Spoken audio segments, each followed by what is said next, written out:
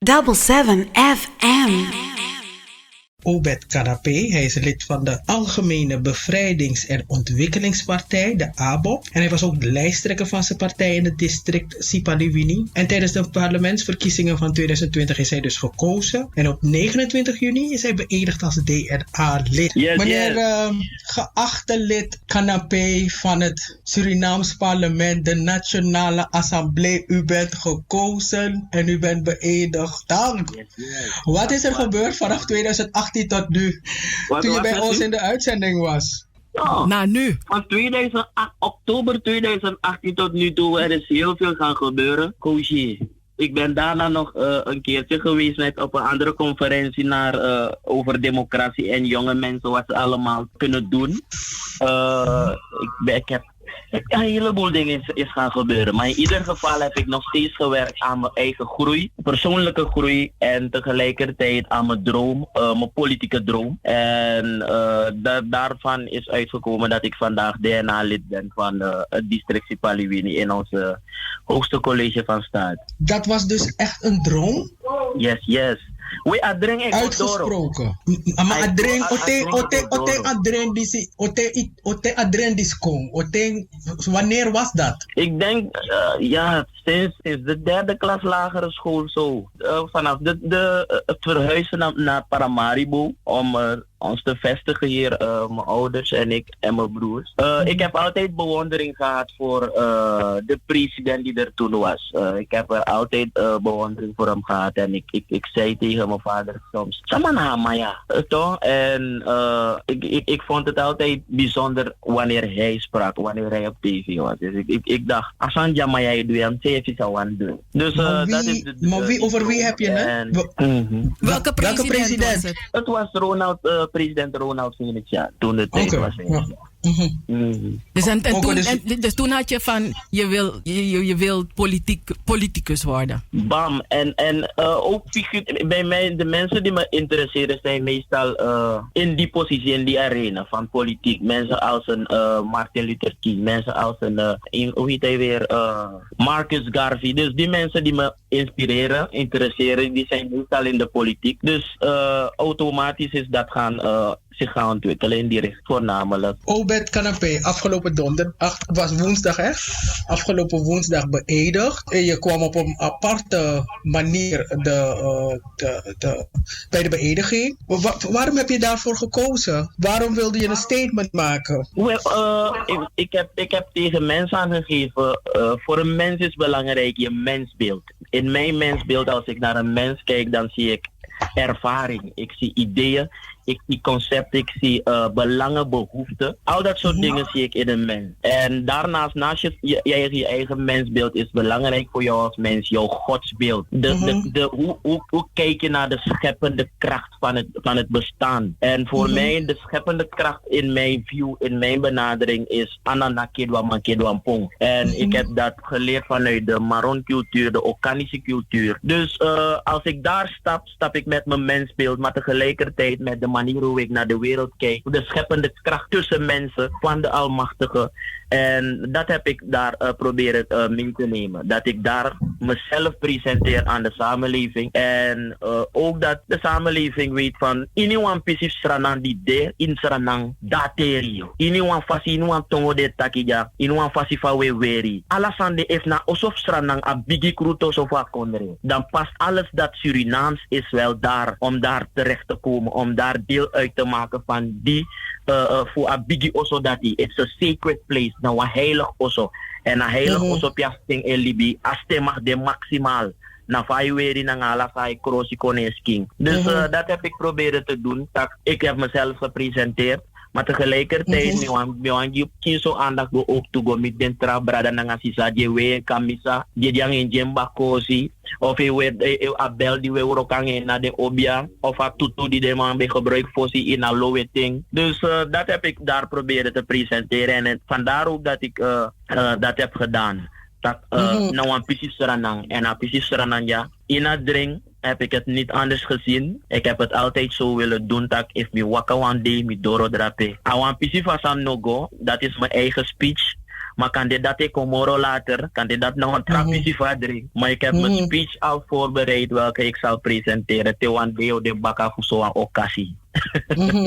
Nee, maar mi praxer taki you kade you na eerste sma voor Sipaliwini die gekozen is in het DNA, dus vandaar dat je dat statement wilde maken. Dus dat dacht ik, maar dat is dus anders. Nee, er zijn ook andere mensen van Sipaliwini daar, maar die zijn van andere geloofsovertuigingen. En volgens mij, ze hebben andere keuzes gemaakt op die dag te presenteren. Ja, nou, dan nog één ding hoor, wat ik toch wilde weten, voordat we echt gaan kijken naar jou en Sipaliwini en je werk in het DNA. Ik kreeg deze week een melding dat je naam op Facebook was veranderd. Is dat een bewuste keus? Mijn naam op Facebook heb ik veranderd met de verkiezingen. Want mijn naam op Facebook was Obed Kanape. En mijn gewone profiel dat was Obed Kanape Abodie. Ik heb het toen veranderd omdat mensen tijdens de verkiezingen niet iedereen zou weten bijvoorbeeld, Obed Kanape is Josafat Obed Kanape. Want mijn eerste voornaam is Josafat en mijn tweede voornaam is Obed. Volgens mij is het juist omgekeerd. Ik heb het al een tijdje veranderd. Is demikiezen, dus ik dacht van misschien moet dat vanwege het parlementswerk en zo. Dus dat je dan gewoon echt je geboortenaam moet zetten. Maar dat was een vraag. Mijn profiel ga ik wel terug veranderen naar Obed, zodat de mensen makkelijker op mijn page komen. Of kan dat schrijf kan hem kijken later ook toe. Maar ik ben mijn social media appearances aan het aanpassen. Althans wat tekst betreft en zo, zodat dat ook updated is. Oké, nu eventjes over Sipaliwini. Sipaliwini is het grootste district van Suriname. 80% van Suriname bestaat uit Sipaliwini en de overige districten, die zijn eigenlijk joni vergeleken met Sipaliwini. Nou, heb ik me zitten afvragen, het is zo'n groot district. Wat zijn precies de uitdagingen voor een parlementariër die Sipaliwini vertegenwoordigt? Dus niet alleen Sipaliwini natuurlijk, maar wel gekozen vanuit Sipaliwini. Ik weet wel dat de parlementariër heel Suriname vertegenwoordigt, maar als we inzoomen op Sipaliwini zelf. Sipaliwini, de uitdagingen van Sipaliwini is voornamelijk zoals u het zelf aanhaalt, die uitgestrektheid ervan. Aprati bigi, waardoor de mensen wonen op verre afstanden van elkaar.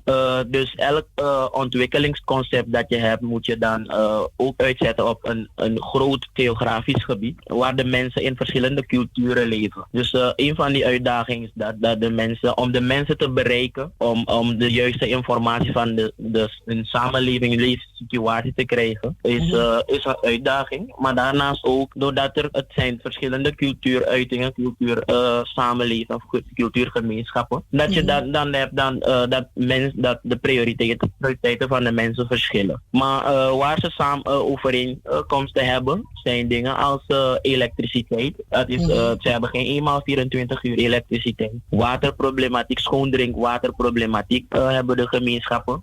Je merkt ook dat in die gemeenschappen gezondheidszorg ook heel belangrijk wordt. Want je hebt een periode gehad van brain drain van de gemeenschappen, omdat er geen dusdanige opportunity is wat onderwijs betreft in die gebieden. Een heleboel jonge mensen zoals ik zelf moesten naar Paramaribo verhuizen of naar het kustgebied om verder onderwijs te komen genieten. Een situatie waarin ze terechtkomen waarbij geen zekerheid is. Bepaalde komen in criminaliteit terecht, bepaalde zijn dropouts geworden, zwanger geraakt en al dat soort dingen. Dus het is een risk om vandaar te vertrekken naar Paramaribo om je hier te vestigen. Dat is een van de uitdagingen, dat het gebied leidt aan een soort van brain drain. Vooral Tapanahoni gebied heb je dat. En de oudere mensen die nu daar zijn, die hebben gezondheidsproblemen. Zij moeten ook trekken naar Paramaribo voor die reguliere visit naar de dokter en al dat soort dingen. Dus het gebied heeft nu te kampen met een soort van leegstroom. van mensen. De activiteiten die er wel blijven, dat zijn de goudactiviteiten. Die ook leiden tot vervuiling, milieuvervuiling. Met kwik en al dat soort dingen. Omdat de jongens van oudsher hun goudzoekpraktijk doen met kwik en al dat soort dingen. Maar misschien in de toekomst komen er nieuwe praktijken waarbij deze jonge mannen of deze mensen die moeten voorzien in hun behoeften, dat ze dat toch wel kunnen doen. Dat zijn de problemen van enkele van de problemen van Sipaliwini. Dat zijn dan de problemen. Maar als een 5 jaar Obed Kanape in de DNA, hoe zie je, wat voor oplossingen zie je ervoor? Als we het hebben over onderwijs, over gezondheidszorg, over het omgaan met het milieu, met kwik. Wat zijn die ideeën die je daar tegenover wil gaan stellen en wil realiseren, zodat we over 5 jaar kunnen zeggen, dat was de balans Obed Kanape en Sipaliwini? Het belangrijkste dat ik nu op dit moment zie is dat van onderwijs. Onderwijs is zeer belangrijk, omdat als ik bijvoorbeeld een probleem Stoelmanseiland aanhaalde, waarbij het is een VOJ-school, MULO-school, en er is al 2 jaar geen natuurkunde-leerkracht daar. Onderwijs in het binnenland moet niet zijn dat we gaan joken, dat we gaan spelen met de mind, want amoro bigi gudu di dena was masking, amoro bigi gudu fa kondrena a ede falibisma, a ede di asmam denki ftamara pe a ontwikkelingsdenki mus komopo. Dat na sana onderwijs edu. Dus a sorgu taki a ede falibisma kisa juiste ontwikkeling voor aman denki ftamara vanuit a concept voor PAD. Binnenland, de gemeenschappen in het binnenland, ik geloof dat ze tot ontwikkeling kunnen komen door inzet van de breinkracht van het binnenland zelf. En dat zijn mensen die in Paramaribo zijn, maar tegelijkertijd zijn het mensen, de lokale mensen zelf. Dus de lokale gemeenschap ontwikkelen met lokale talenten. Ik ga de komende periode ook eraan werken dat jonge mensen geïnteresseerd zijn om de gemeenschappen beter te gaan leren kennen. Als je vandaar komt en je bent geïnteresseerd om het te kennen, moet je het leren kennen. En deze ook help nadenken erover, want er zijn zoveel jonge mensen die op ADEC zitten, NATIN, PTC, die nu leven met een soort van een gap, want ze weten heel weinig van het gebied waar ze vandaan komen. En de leiders die allemaal hebben gemaakt tot wie ze zijn of hun eigen geschiedenis niet kennen. Ja, dus, maar Obed Kanape, mag ik je onderbreken? Want ik hoor wel het benoemen van het probleem, maar jij zegt er is geen leerkracht, een natuurkinderleerkracht als 2 jaar. Binnen hoeveel tijd is er, nu jij daar in het parlement bent, binnen hoeveel tijd zit er daar wel een leerkracht natuurkunde? Voor de parlementariër is dat, om het te garanderen wanneer het er is, dat is niet veel weggelegd voor de parlementariër. Maar wat wel moet gebeuren is dat de gemeenschap veel eerder geïnformeerd moet zijn over deze situatie. Dat de mensen, de stem van de mensen in de media komt, zodat de samenleving helpt nadenken of helpt stimuleren dat er meer aandacht gegeven wordt aan deze problemen in het binnenland. Dus u hebt nog een idee van je lossen op? Ik doe ferie, hè? Ik doe ferie. Maar idee voor lossing op natuurlijk, als we het VOJ-school daar hebben, dan moeten we natuurkundeleerkrachten daar hebben en dat we maximaal doen van wat er gedaan moet worden en niet halfjes dingen daar gaan doen. Dus dat is een van mijn uitgangspunten. Een van mijn ideeën ook want de regering zit er nog niet, maar is ook een concept dat ik wil gaan praten met de verschillende leiders die gaan zitten op de ministeries, zodat ik een bepaalde band heb met ze. Dat ik de informatie kan doorspelen naar hun toe, voordat ze bijvoorbeeld in de Nationale Assemblée komen. Belangrijk voor mij als DNA-lid, ik de stem van de mensen wil gebruiken of zal gebruiken om zeg maar beleid te beïnvloeden. En dat zal ik doen via Facebook, via WhatsApp, via de nieuws. Maar moet er niet in maar via Facebook en WhatsApp is leuk, maar dat is voor mij en voor Cheryl en voor alle andere mensen. Maar voor iemand in het parlement is het toch zaak dat jullie daar, dat je dan, dus ik ga nu extreem zitten zeggen. Maar dat je gewoon afdwingt dat er een beleid komt. Dat er in de verschillende districten op de middelbare scholen adequate leerkrachten zijn. En genoeg leerkrachten zijn. Nee. Dus dat je op een bepaalde dwingende manier de minister vuur aan de schenen gaat leggen. En ik bedoel, Facebook en Instagram is voor mij. Want ik zit niet in het parlement. Ik bedoel, ferie, hè, Obed? Nee, maar na Krimvatori, omdat behalve dat je in de Nationale Assemblée spreekt, maar de tools die er zijn om die stemluider te laten klinken over het probleem, die tools zal ik wel gaan gebruiken in de komende tijd. En daarmee geef ik ook aan de mensen die nu bezig zijn met die onderhandelingen van Minegos Dongi Wajaknikker parlement, en dat is Obed Kanape nooit geweest, dat zal hij ook niet worden in de komende periode. Je bent minister van de ABOP of niet, als je de verantwoordelijkheid op je neemt om te dienen als minister, dan moet je dienen als minister. En Obed Kanape is niet van plan om op een andere manier de vertegenwoordiging te gaan doen van de mensen. En ik geef ook aan dat a waardevasting al gasturu die mens dong, a kostu omens makis makeri fugosting as tenja, so omens ma waka omem langa pasis kre omem bergi dat a disrespect no komita waardevasitel, dat me garanderen. Nee, misabi maar luku na afas fami e luku atori fu sa wan parlementariër edu en sa je so mita kwa leerkracht no def natuurlijk de toejari keba dat wan taki atori fu taki kapsa o action no. Dus die action wil ik horen. Dus ik denk, jij hebt er ideeën over. Want jij gaat in het parlement zitten. Dus jij weet van, ik wil ervoor zorgen dat alle leerlingen. Want ik ken die tijd dat je dan geslaagd bent. En dan word je naar het district gestuurd als beginnende leerkracht. Alsof de mensen in de districten met beginnersles moeten krijgen. Is niet erg, ze krijgen les, ik snap het. Maar gewoon die tweede rangse gedachte, die speelt nog steeds. Ja. Toen ik op school zat in Suriname, toen ik daar nog woonde en nu nog steeds. En Julian Wit heeft er heel veel over geklaagd. Hij heeft nog een project is hij ervoor opgestart. Uitgevoerd, ja. Ja, inderdaad. Dus ja, ik bedoel, de tools zijn er. Waarom ik het zo aanhaal? Omdat voor de parlementariër, je zit in het wetgevende. En de uitvoerende macht, dus daar zit de minister. Wat je kan doen, want de minister die komt aanzitten, die zal ervan uitgaan misschien dat het niet gaande is. Maar voor de parlementariërs is het weer dat stukje van die taktaki dat de minister moet stappen naar zo'n probleem. En je zit niet in het uitvoerende. Dus alles dat je zegt, moet je blijven zeggen totdat het is gedaan. En, ja, maar je bent niet in het uitvoerende. Ik ga je weer onderbreken, Obed Kanape.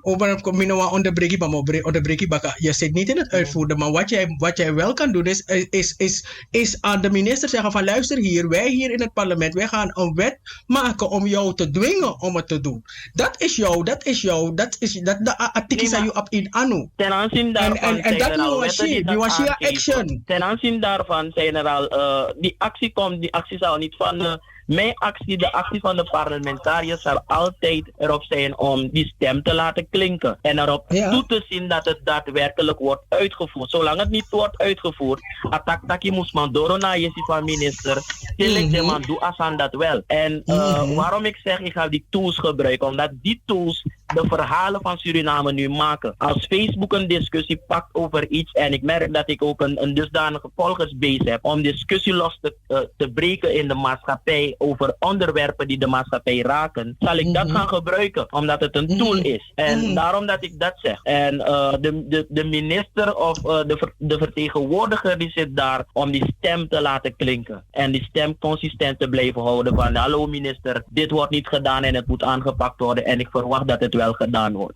Dus daar zit met de wet, met mijn mede-collega's in het DNA gaan wij een wet concipiëren waardoor je dat wel moet doen. Want dat is het nou juist. Ze moeten de vuur aan de schenen krijgen. Als het dat behoeft, dan moeten we... Want nu zegt de wet dat soort instituten mogen niet discrimineren. Dat soort instituten mogen niet op een dusdanige manier uitvoering geven aan hun werkzaamheden waarbij het lijkt erop alsof ze discriminerend bezig zijn naar groepen mensen die behoefte hebben zoals alle andere mensen in de samenleving. En wat tot nu toe gebeurt, zoals u eerder aanhaalt, is die een soort van aidens madrape ook toe. Zo zegt men. En ook in het binnenland. Ook de mensen in het binnenland.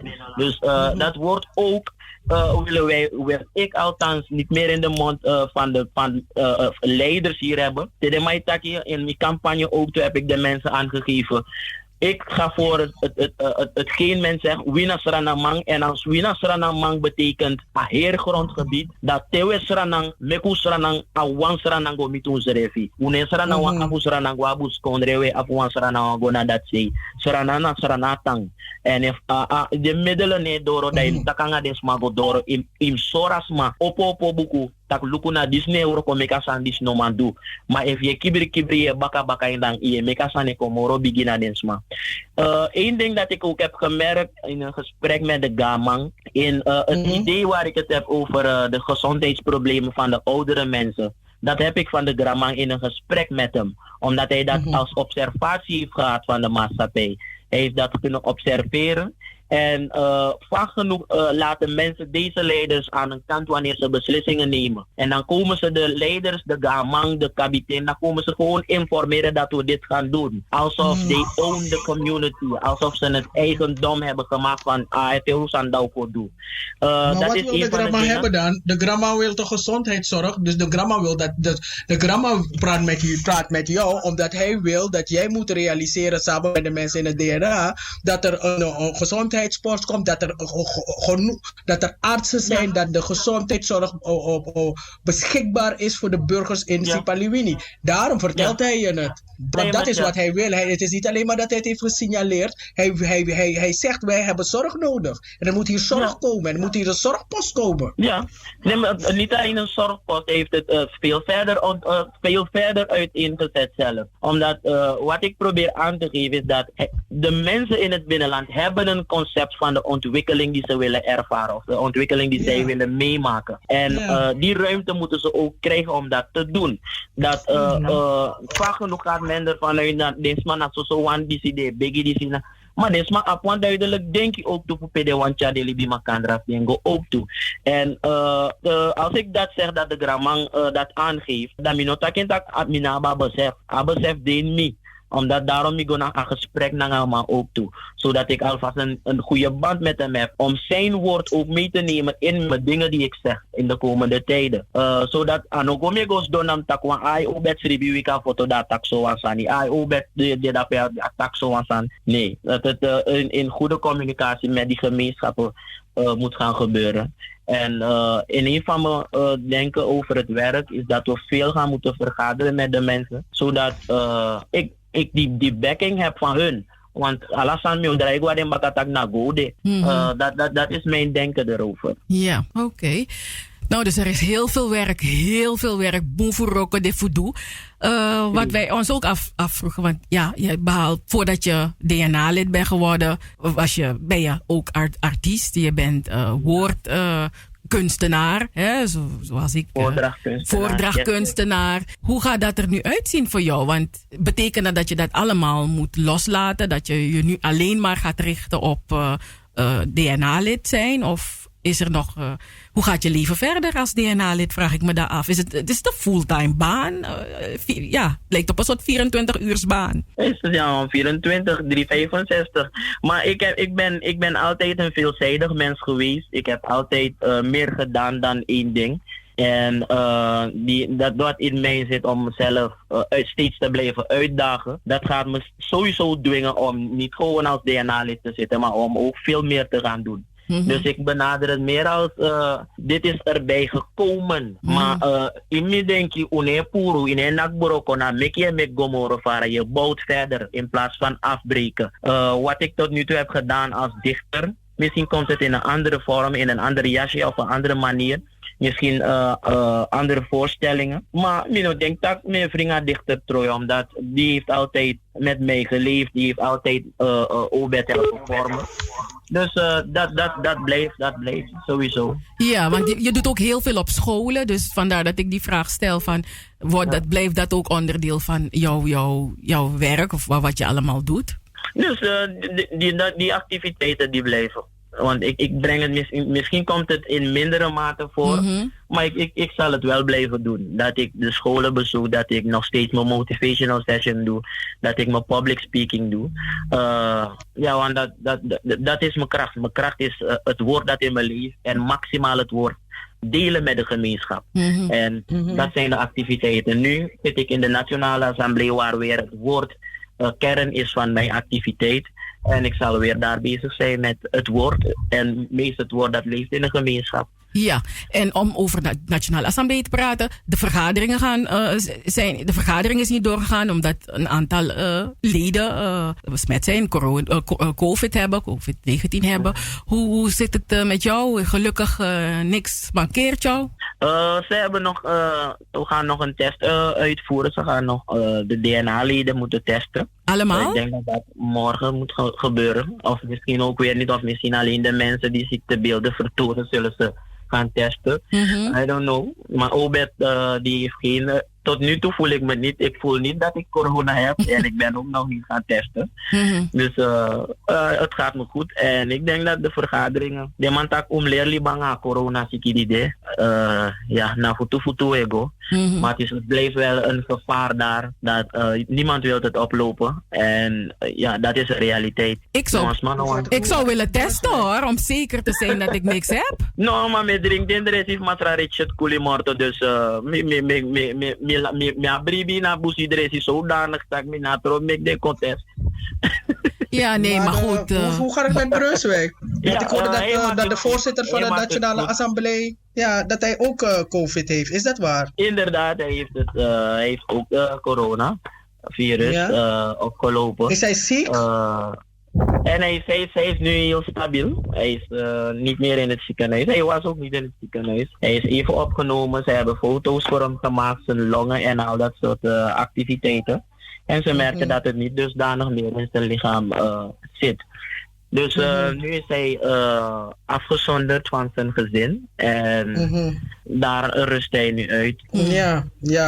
Beterschap aan alle mensen. Want corona nou een verveerziekie. Maar ik wilde toch nog even vragen. Jij bent vanuit Sipaliwini naar Paramaribo verhuisd. Er zijn heel veel mensen verhuisd naar andere districten uit Sipaliwini. Hoe gaat het nu met die mensen? Hoe gaat het met ze? Want ik bedoel, met jou gaat het goed. En ik zie heel veel mensen uit Sipaliwini zie ik op mooie posities. Dus is de migratie vanuit Sipaliwini naar Paramaribo voor de mensen uit Sipaliwini vruchtbaar geweest? Wel, vruchtbaar voor de mensen die weggetrokken zijn. Soms is het vruchtbaar geweest voor ze. Anders ook weer niet. Ik zei tegen mensen, er is zeker één generatie helemaal, Ulasa hergeneratie dat die. Want walof ding na 1980, anderen zijn rovers geworden, wapendragers en noem maar op, oming tani, Trawano Godoro Nascoro en al dat soort activiteiten. En dus voor zij die weggetrokken zijn, zij hebben bepaalde successen kunnen boeken. En wat minder is de mensen die wel daar zijn gebleven. De mensen die de keus niet hebben gemaakt om naar Paramaribo te trekken of naar het kustgebied om hier verdere ontwikkeling te genieten. Zij die, daar zit het met het als een soort van probleem. Want daarom zeg ik dat ik de talenten van met een roots in het binnenland, in de gebieden, dat ik met die talenten wil gaan werken om ze te interesseren in het gebied. Te interesseren in hoe kunnen we nieuwe ontwikkelingsconcepten bedenken voor de gemeenschappen. Als het gaat bij de toerisme, om eens aan die hoe kan doen om die gemeenschappen weer nieuw leven te blazen. Want dat is... Dus die migratie is vruchtbaar geweest voor zij. Die zijn getrokken, bepaalde van ze, bepaalde ook weer niet. Ja, als die ontwikkeling naar hun toe was gegaan, dan zou er veel meer eruit komen. Maar dat ajeme kon dan moet doen feri wat daarbij actie taki. Sana de san zei je denki zei je kan doen voor je besma san die niet die kracht hebben gehad om zelf harde schrift kan ook toe. Sana de san zei je denki zei je kan doen ki een gemeenschap dat. een van de dingen waar ik me bezig houd, is jeugdcriminaliteit en dropout problematiek. Omdat het is een hele grote groep, omdat ik heb de afgelopen periode heb ik me bewogen in Paramaribo. Vandaar ook die motivatiesessies op de scholen, omdat ik weet, het is een hele grote groep op de scholen.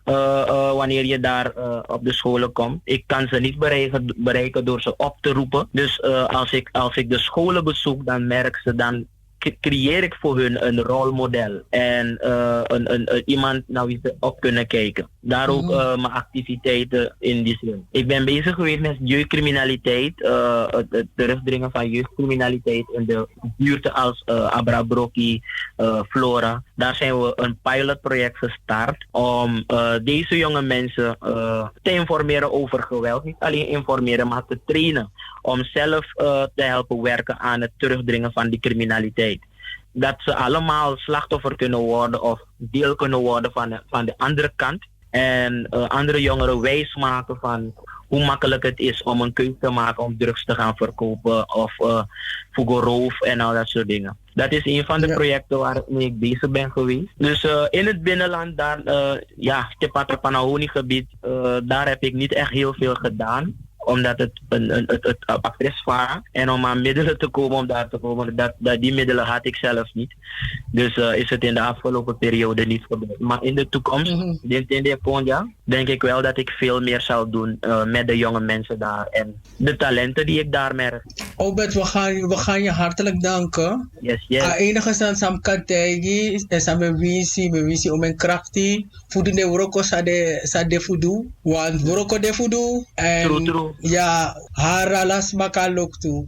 Sa no de kanedes des not op de kidi. Maar de apo anu van nodig voor. Opodeng. Aswade. Nyati. Ja. Gantangi, ik dank voor de opportunity om dit deel van het verhaal te delen met de gemeenschap, de luisteraar. En iedereen die het ook bereikt de komende dagen. Dit is Obed Kanape. I am open for discussion, for kritiek. Want kritiek nou alweer spiegelen voor misrevi. If me go foto, je kan niet kon Obed, je reno afutu dat, me denken dat na zo ben wakan. Ik ben bereid naar u te luisteren, omdat ons man heeft mekens revi, ons man nou een product voor een gemeenschapvoering. En den timere man, die def timere minono, den ten die daar vis komt. I appreciate you all, and I'm open for that.